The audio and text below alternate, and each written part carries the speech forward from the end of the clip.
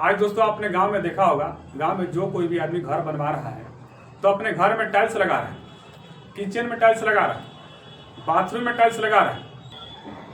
नमस्कार दोस्तों आप सभी का फिर से एक नए वीडियो में स्वागत है। और दोस्तों इस वीडियो में हम बात करेंगे अरावली पर्वत से जुड़े हर बिंदुओं पर चर्चा करेंगे और दोस्तों जो सच्चाई है उस पर हम बात करेंगे। दोस्तों अरावली पर्वत को न सरकार अपने घर उठा करके ले जा रही है, न कोर्ट अपने घर उठा कर ले जा रही है, बल्कि हमारे घरों में उठा करके पहुंचवा रही है। तो दोस्तों कहीं ना कहीं हम लोग उस सब का कारण हैं।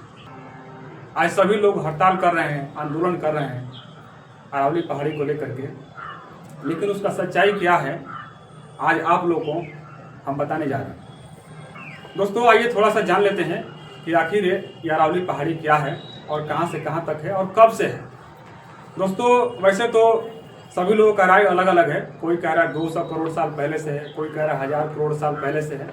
यानी कि जितने लोग हैं उन सभी लोगों का मत अलग अलग है और दोस्तों ये सही नहीं है। दोस्तों सच्चाई यह है कि अरावली पहाड़ी बहुत पुरानी पहाड़ी है। जब मानव का अस्तित्व नहीं था तब से अस्तित्व में ये पहाड़ी है, यानी कि सबसे पुरानी पहाड़ी है।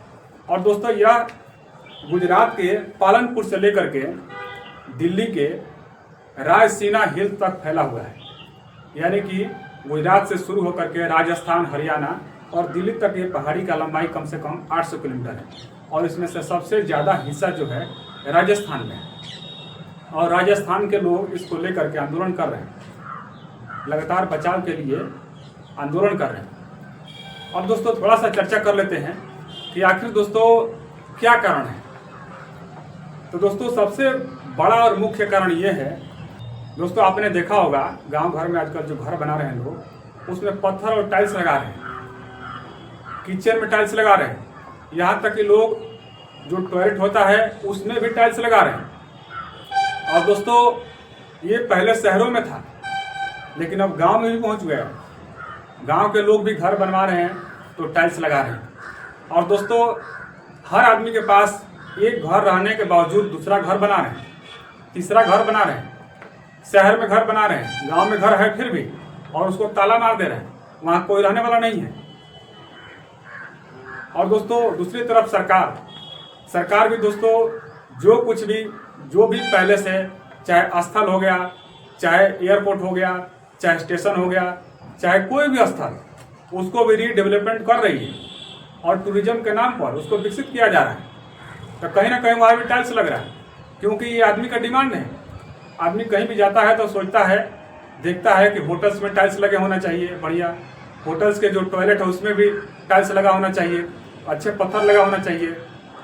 एयरपोर्ट पे जाता है वहाँ भी देखता है कि यहाँ पर कैसा व्यवस्था है, सरकार ने क्या किया है। स्टेशन पर जाता है वहाँ भी देखता है। तो अगर सरकार ये काम नहीं करती है तो लोगों को लगता है कि सरकार विकास नहीं कर रही है। और वही दूसरी तरफ इंसान अगर घर बनवा रहा है और टाइल्स नहीं लगा रहा है, पत्थर नहीं लगा रहा है, तो लोग उसको बोलते हैं कि वो विकास नहीं कर रहा है, वो कुछ नहीं कर रहा है। तो कहीं ना कहीं दोस्तों यही मुख्य कारण है। और दोस्तों आप लोग को मालूम है कि भारत गांव का देश है, शहरों का देश नहीं है। तो पहले शहर तक था ये सब चीज़ तो कम डिमांड था, लेकिन जब गांव में विकास पहुंचा है तो कहीं ना कहीं डिमांड ज़्यादा है, क्योंकि भारत गांव का देश है, बहुत सारे गांव है तो डिमांड ज़्यादा है, इसलिए ज़्यादा पत्थर की ज़रूरत है। तो डिमांड बढ़ने पे अब हो हल्ला हो रहा है।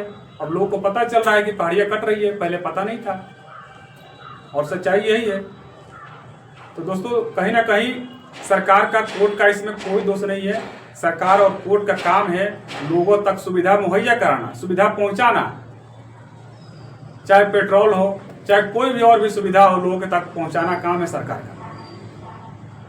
लेकिन अब सोचने वाली बात यह है, समझने वाली बात यह है कि लोगों को भी समझना पड़ेगा, सोचना पड़ेगा, जरूरत के हिसाब से ही कोई भी काम करे। जरूरत से ज़्यादा करने की क्या जरूरत है?